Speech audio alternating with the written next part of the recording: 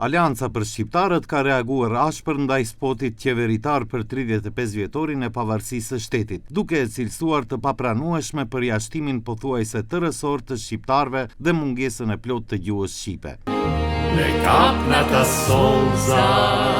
ASH-ja thekson se materiali financuar edhe me taksat e qytetarëve shqiptar krijon një narrativ një etnike dhe përcjell mesazhin se shteti u përket vetëm një komuniteti, duke injoruar kontributin e shqiptarëve në ndërtimin e tij. Sipas ASH-s, shqiptarët kanë qenë pjesë e pandashme e proceseve kryesore politike dhe shoqërore, nga pavarësimi dhe ndërtimi i institucioneve demokratike deri te antarësimi në NATO dhe rruga drejt Bashkimit Evropian.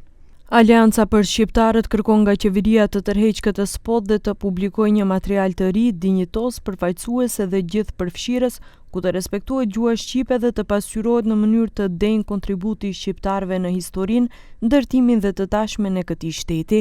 Njëkohësisht shprehim keqardhje për heqjen e përfaqësuesve shqiptar në qeveri, të cilët edhe kur preket drejt për drejt dinjiteti, identiteti dhe përfaqësimi i shqiptarëve zgjedhin të heqtin.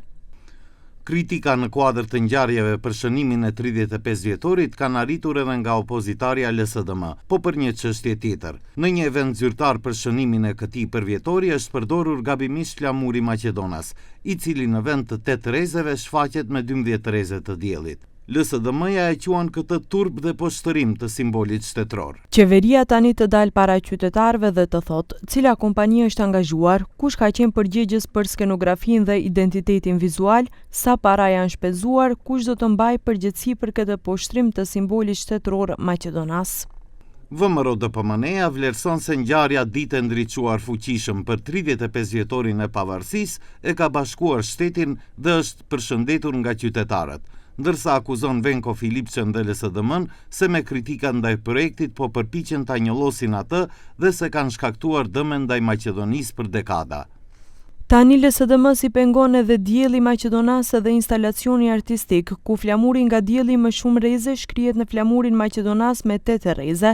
Fundrina e shoqërisë nga LSDM-ja, partia e cila 2 herë ndryshoi flamurin, 1 herë emrin, 1 herë kartmonedhat, kushtetutën, është e fundit që mund të flasë për poshtrimin e shtetit.